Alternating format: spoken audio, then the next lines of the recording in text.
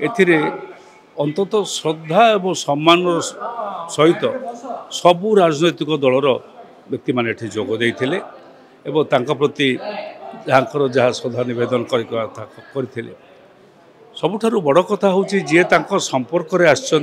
आनी से जड़े अत्यंत श्रद्धालु मिष्टभाषी एवं कहार क्षति न चाहूबा कहार क्षति माने आदर्शगत व्यवस्था नुहे व्यक्तिगत भाव में से कहार शत्रु है भाई व्यक्ति नथिले यहीपरि जड़े व्यक्ति थिले दिवाकर नायक किंतु तांकर कार्य बा तांकर समस्त व्यवस्था तांकर नीति और आदर्श सामान्यतम एकर्षकर हो नथिला जीवन भरी से केवल कम्युनिस्ट पार्टी बा साम्यवादर कार्य सहित आंदोलन सहित एवं समस्त खटिकिया मेहनती जनगणकर को स्वार्थ संपर्कित सब कार्य करुले आज तांकर अवर्तमान आम समस्ते दुखित एवं आम आशा करूँ से पुणी थे पुनः पुनः जन्म नहीं अन्य भितर निश्चित भाव में जातिर जहाँ आवश्यकता रही पूर्ण करेंगे। कॉम्रेड दिवाकर नायक जड़े समर्पित निरोला कम्युनिस्ट छात्र जीवन रु संग्राम संघर्षर जीवन आरंभ होता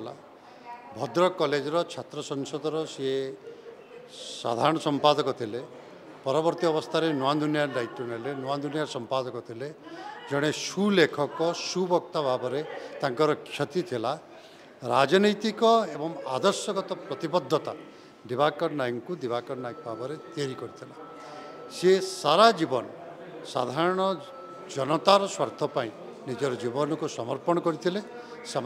काम करुले एवं अनेक लड़ईर सी नेता थिले आज वर्तमान रे आम आशा करुचु सी जो आदर्श जो राजनीति पाई जीवन तमाम काम करुले जो समर्पण मनोभाव नहीं कि से काम करुले पर पीढ़ी ताकू जदि आपणई पारा से आदर्श को लेकिन लोक प्रति जदि समर्पित होकर काम कर पारा ताहले आजिर दिन में सेटा ही प्रति श्रेष्ठ श्रद्धांजलि। आम जो अखिल भारत छात्र संघ में जोगदेलु परवर्ती समय में राज्य सभापति हेली सबु समय आदर्शगत भाव में विभिन्न विषय उपर सहित आलोचना हुए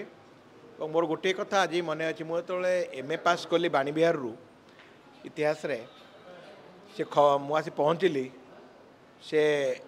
भारी खुशी हो गले खुशी होकर मो कान हाथ कहले देव आमर एमए पास कला जो कथाटा अन्य कौन से राजनैतिक दल में केवे देखा जाएनी व्यक्तिगत भाव में जनकर जड़े एमए पास करगले आउ जड़े पार्टी नेता खुशी होकर कांधे हाथ पकड़ा से देखा जाएनी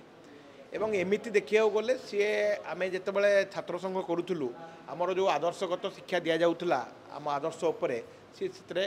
क्लास नियंती बा पाठ पढ़ाती एवं सी जड़े भल लेखक थिले भल वक्ता थिले जो अग्निवर्षी भाषण दे पारती एवं भल साहित्यिक भाषा व्यवहार करवा गोटे विशेष दक्षता थिला एवं सबुठ बड़ कथाटी हूँ संपर्क में जे शेष पर्यंत सी कौन पद पदवीर मोहरे दल बदल कर कम्युनिस्ट पार्टी रे सी शेष पर्यंत रही छात्र जीवन में सी एआईएसएफ रे जोगदे कम्युनिस्ट पार्टी संस्पर्श में आसिले परवर्ती समय रे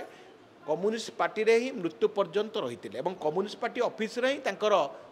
शेष समयटी कटिला प्राणवायु उड़िला कम्युनिस्ट पार्टी ऑफिस रे ये गोटे हूँ सब बड़ कथा जे गोटे एकाग्रता एवं जो कर्तव्य निष्ठा विशेषकर जो आनुगत्य गोटे आदर्श प्रति आनुगत्य ये कथा देखा मिले।